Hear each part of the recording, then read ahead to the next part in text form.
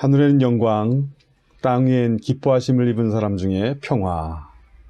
예수님이 오신 날, 주님의 이름으로 여러분을 축복합니다. 오늘 함께 나눌 말씀 누가복음 2장 1절에서 20절입니다. 오늘 본문에는 세 부류의 사람들이 등장하죠. 첫째로 로마 황제 아우구스투스이고요. 두 번째로 나오는 사람들은 요셉과 마리아입니다. 세 번째는 양을 치는 목자들이 나옵니다. 이들은 각자의 삶의 자리에서 자신들에게 주어진 삶을 살아가고 있습니다. 로마의 황제가 된 아우구스투스는 로마 제국이 지배하는 각 나라의 인구 조사를 정밀하게 시행합니다. 그 목적은 정확한 인구수를 헤아려서 그 인구수에 걸맞는 세금을 부과하기 위해서이지요.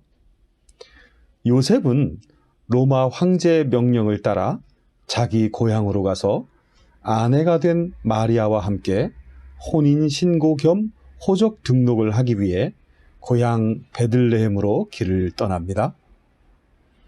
양을 치는 목자들은 들판에서 야영을 하며 양을 돌보고 있는 중입니다. 이 세 부류의 사람들은 각자 공통점이 전혀 없어 보입니다. 아우구스투스는 로마의 왕이고 요셉과 마리아는 일반 평민이며 목자들은 돈을 받고 고용되었지만 일반 사람들로부터 천민 취급을 받는 사람들입니다. 즉 왕과 평민과 천민, 이들 사이의 공통점은 전혀 없어 보입니다. 그러나 그것은 겉으로 보기에 그렇게 보인다는 것이지요. 사실 이들은 너무나도 확실한 공통점을 가지고 있습니다. 바로 하나님의 구원의 섭리를 이루어가고 있다는 것이지요. 로마 황제 아우구스투스는 세금을 많이 걷어 자신의 제국을 보다 튼튼히 하기 위해 호정령을 내린 것인데, 하나님은 그 호정령을 통해 요셉과 마리아를 베들레헴으로 이끄십니다. 요셉은 권세에 밀려 어쩔 수 없이 만삭이 되어 몸이 무거운 마리아를 데리고 베들레헴을 가게 됩니다.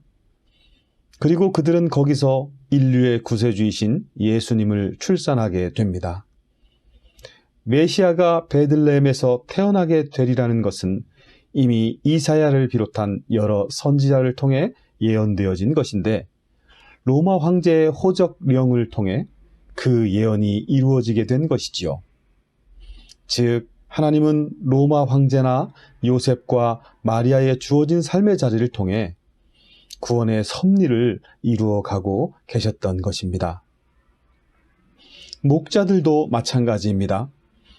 그들은 자신들에게 맡겨진 양을 치기 위해 여기저기 배회하며 멀리 들판까지 나오게 되었고, 그러다 보니 야영을 하게 되었던 것입니다.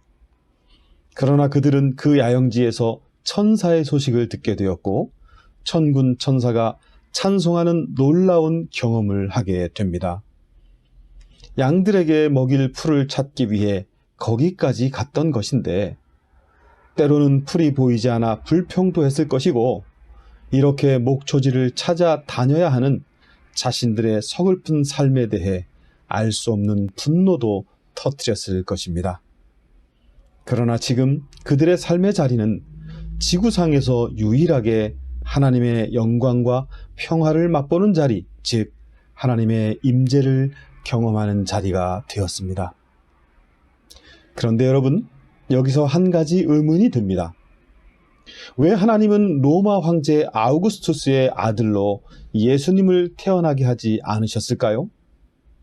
독생자 예수님을 이 세상에 보내주신 것은 예수님을 통해 인간의 죄를 대속하여 죄로부터 구원을 얻게 하고 그들로 하여금 하나님의 나라를 누리며 살게 하기 위한 것인데, 그렇다면 보다 효과적인 방법으로 로마 황제의 아들로 태어나게 하는 것이 훨씬 유리하지 않았을까요? 불교 사상의 근원이 된 시달타라는 사람도 인도 석가족의 왕자였었지요. 어쩌면 그가 왕자였기에 사람들에게 더 큰 관심을 받을 수 있었고 포교 활동에 큰 도움이 되지 않았을까 하는 생각이 듭니다. 이처럼 예수님도 로마 황제의 아들로 태어나서 왕자의 지위를 버리고 우리가 알고 있는 복음서에 기록된 삶을 살아갔더라면 그 당시부터 어마어마한 전도의 효과가 있었지 않았을까 하는 생각이 들기도 합니다. 하지만 하나님은 그렇게 하지 않으셨지요. 아니, 황제의 아들이 아니라도 큰 권력자의 아들로 태어나게 할 수도 있었을 테고, 아니면 나라에서 으뜸 가는 대학자의 아들로 태어나거나 아니면 엄청난 부자의 아들로 태어나게 할 수도 있었을 텐데 하나님은 그렇게 하지 않으셨다는 것입니다. 도대체 왜 하나님은 예수님을 일반 평민이었던 요셉과 마리아의 아들로 태어나게 하셨을까요? 왜 하나님은 예수님을 의리의리한 궁전이 아니라 허름한 마구간에서 태어나게 하셨을까요? 왜 하나님은 천민 취급받는 목자들에게 나타나셔서 구세주의 탄생을 알리셨을까요?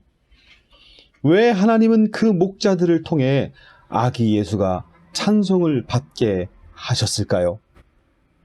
하나님은 왜 그렇게 하셨을까요?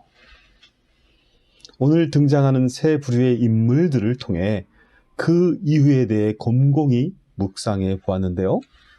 첫째로, 하나님의 임재는 우리가 생각하는 것처럼 화려하고 고급져 보이고 대단해 보이는, 그래서 뭔가 있어 보이는 그런 곳에서 경험되어지는 것이 아니라는 의미인 것이고요. 둘째는, 하나님의 임재는 우리가 보기에 평범하고 하찮게 여겨지는 삶의 자리에서 시작된다는 의미이고, 세 번째는 하나님의 나라는 바로 그 평범하고 하찮게 여겨지는 삶의 자리에서 시작된다는 의미라는 것입니다. 다시 말해 하나님의 임재와 하나님의 나라는 우리가 하찮게 여기고 평범하게 생각하는 삶의 자리에서 시작된다는 의미인 것입니다. 바로 이것이 예수님이 황제의 아들이나 권력자의 아들이나 대학자의 아들이나 큰 부자의 아들로 태어나지 않고 요셉과 마리아와 같은 평범한 사람의 아들로 태어난 이유인 것이며, 아기 예수가 천하게 여기는 목자들에게서만 찬송을 받은 이유인 것이지요. 여러분이 생각하기에 오늘 나 자신의 삶의 자리가 초라하게 느껴지나요? 지금 나의 삶의 자리가 하찮게 느껴지나요? 아니면 내 삶의 자리가 그저 그렇게 평범하게 느껴지나요? 그렇다면 기뻐하십시오.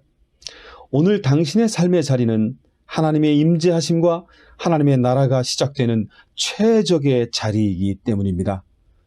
평범한 사람들이었던 요셉과 마리아의 삶의 자리는 예수님이 찾아오심으로 인해 하나님의 임재와 하나님의 나라를 경험하는 최고의 삶의 자리로 변화되었습니다. 열심히 일하며 살아가고 있었지만 사람들로부터 천하게 여김을 받았던 저 들판의 목자들은 아기 예수님이 이 땅에 태어남으로 인해 그들은 요셉과 마리아보다 더 황홀한 하나님의 임재와 하나님의 나라를 경험하게 되었습니다.